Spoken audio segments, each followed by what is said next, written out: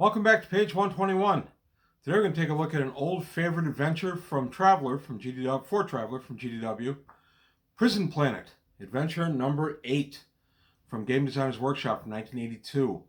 I was a player in this way back in the day. My original Traveller GM ran us through this, and we used characters out of the book.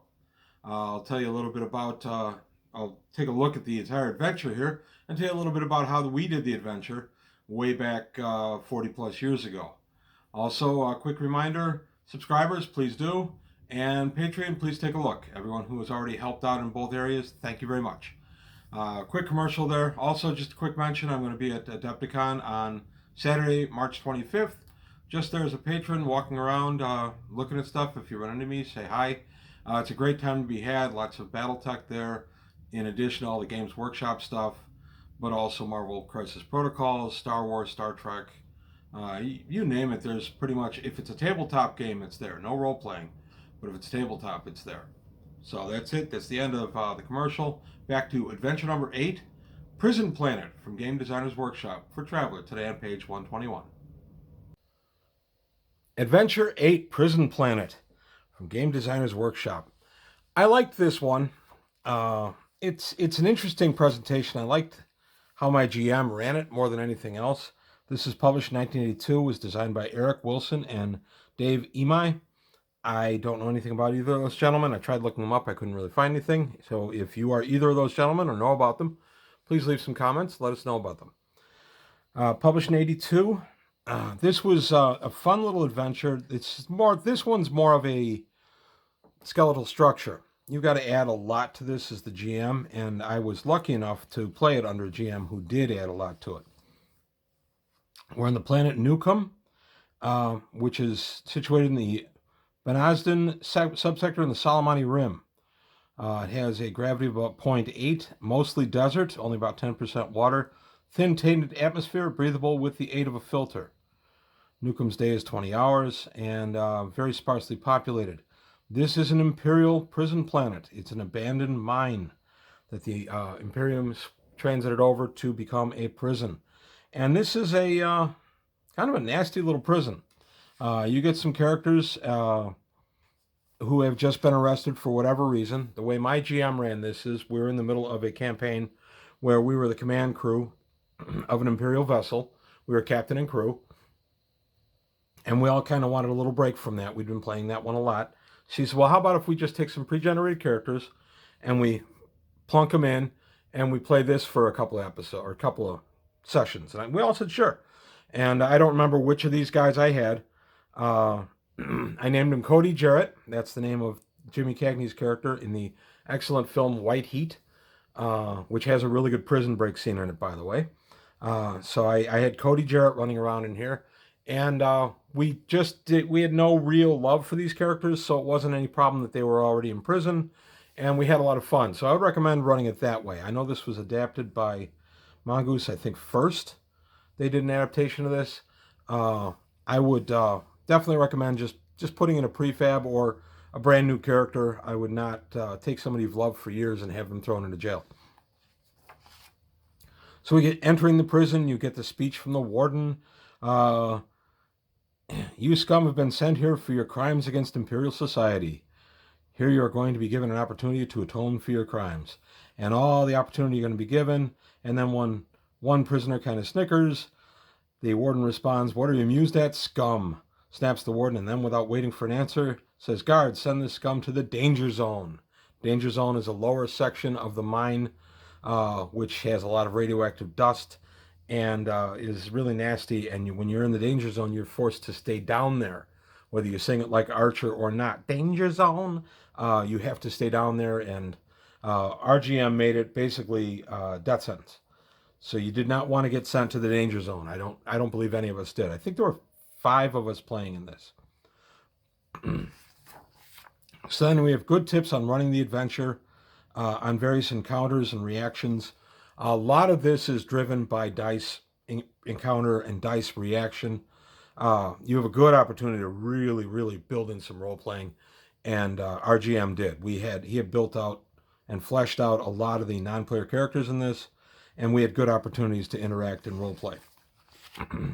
If you've ever seen the film Shawshank Redemption, which is now about 25 or 30 years old, an excellent prison film and an excellent prison break film, I recommend highly. Of course, it wasn't around when this was out in '82.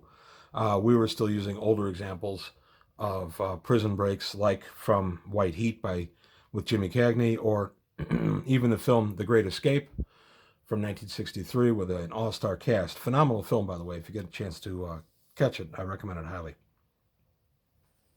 You have a stat in here instead of Soch, which really is not terribly important in this. You have reputation, and you can do things that raise your reputation, such as, standing tough when the guards are threatening you, or getting into an altercation with a fellow prisoner and winning, or you lose reputation if you snitch to the guards or try to rat out a fellow inmate or lose a fight.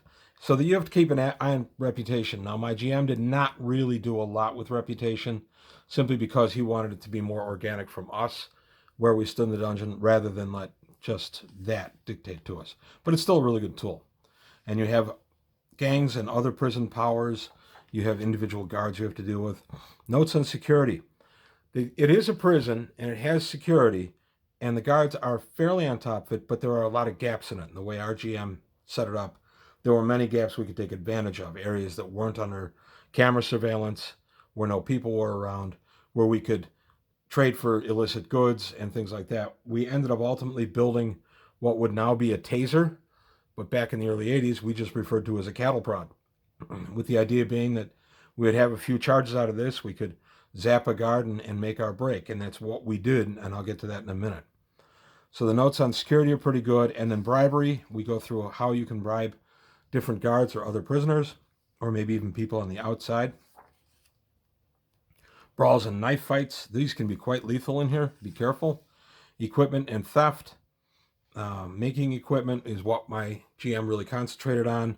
2 of us were working out of the machine shop. I was one of them. And we came up with the idea of making the cattle prod for our big break. And then equipment table. This equipment you could get, but it was difficult. Anything with a star was really hard to get. And of course could be found on searches of your cell and things like that. And then we had encounter tables. These were kind of neat, and it could go from 0 to 7 based on your reputation, and then 0 to 7 this way. We did use these a fair amount. And then we go to events. So you can have an appeal, a beating, cave bat. You can encounter with a cave bat, the cave entrance, the danger zone. Again, my GM kind of made the danger zone an automatic death sentence because of the high level of radioactive dust down there. Even if you didn't die while you were down there for your 2 or 3 weeks penalty, if they bothered bringing you back out, which often they didn't, you would eventually become so ill and you would die anyway. So it's kind of a death sentence to go down there in the game we played. It doesn't have to be. And then you could be part of the escape committee. You could meet a friendly guard, gamble with guards, gamble with prisoners, all kinds of different things. Laundry detail, of course, the old hiding in the laundry truck. He did not make it that easy on us. And we had some setbacks. Our characters were actually we played this about 3 or 4 sessions, and our characters were actually in prison in game time for about 9 years. So we were in for quite a long time. So it took us a long time to come up with an escape plan. And then we have different incidents that happen in there: encounter with a gang, thief action, how to hide things, hope for legal release, the pecking order, crackdown gives rise to theorizing, the idea that they're not going to let you out because they need the labor. You guys that represent nice, cheap labor. And just all kinds of different little scenarios there. And then the prisoners, guards, and staff. And again, this game is not a straight adventure in that you go from A to B and B to C. This is a framework, and it becomes a very limited sandbox. Limited because you're in prison, but it's definitely more of a sandbox booklet than anything else. But we get, as always in the old Traveller stuff, a lot of great characters to work with. And then we get rumors. Rumors are always fun. And then after the rumors, we get the prison itself. We get to take a look at it. The building itself, to keep out the thin atmosphere, they have atmospheric plants, and they overpressurize the buildings, which means that the buildings are constantly pushing air out of them to keep any of the other thinner air from infiltrating. So if you open a door, the air blows out of the building. I thought that was kind of a neat idea. The surface itself is nasty. There's the ground level plan of the prison. My GM used this, but he expanded on it a little bit and had laid it out a little bit differently. Unfortunately, that map is long gone to a landfill somewhere, which is a shame. And then we have the administrative level, the upper mining level, and then the lower mining level. And then it turns out that there's an actual cave plan back there, which the original miners didn't know about, and the prison planners, prison guards don't know about. So we actually had some dungeon-like crawling around in the natural cave plan, and that was one of the ways that we found out after the game that the game master had said that we could get out. Had we walked around the caves long enough, we would have found a hole into the surface and gotten out that way. We went another route. We realized that there were ore trucks that came and picked up the ore that we were mining, and by the time we'd been in the prison for several years and on good behavior and such, we were basically trustees. So one of our players, through role-playing, had figured out, he watched one of the guards punch in the activation code for one of the trucks. So we came up with a plan that we would use our little cattle prod, we would take out some of the guards, we'd stun them, leave them lying down in the mine, put on their clothing, take their place in the vehicle, and then drive off. We actually had to get one of the drivers from the vehicles as well. We had to lure him in, but we'd already built up a relationship with him where we were trading with him for some goods that he would give us into the prison, and then we would give him out. I forget what we were trading for. I forget what we gave him, but we had a way that we were bribing him and he'd give us goods. So he came into the mine to do the trade, and this time we zapped him, knocked him out. One of us put his clothes on and then drove the truck out. So we made the breakout, not in the prison truck, we made the breakout in the ore truck. We drove it to the local town, and then we were in the local town, and that was about when we decided we were done. Our players, our characters had gotten out of the prison. They were in the local town. They were working on getting new identities, and eventually were going to get off planet. But by that time, we wanted to get back to the regular campaign. So the GM said, okay, we'll just finish it narratively, and you guys do make it off planet with your new identities. And if you want, you can use these characters and keep them going forward. Unfortunately, Cody Jarrett also is probably in the same landfill as my GM's notes. I have no idea what happened to that sheet. It's gone. I think the GM used to keep the sheets at that time, so it's possible he still had it. So then we get the outside, what you're encountering out there, different animal and vegetation encounters, water or lack thereof, a nice planetary map, and then Circle City, which is the city that you escaped to and trying to find a way off planet, and then you're out. Like I say, this is not an adventure per se. You don't go from A to B and B to C. It's a sandbox. You want to take time, if you're going to run this guy, you want to take time to develop it. Even more that's in here. You could run it straight as it's written, but honestly, you'll get a lot more out of it if you do what my GM did and really expand on it. So that's all I've got today from page 121. I want to thank you for your time. Thanks for watching. Please leave any comments. Like the video if you would. And I'll see you next time on page 121.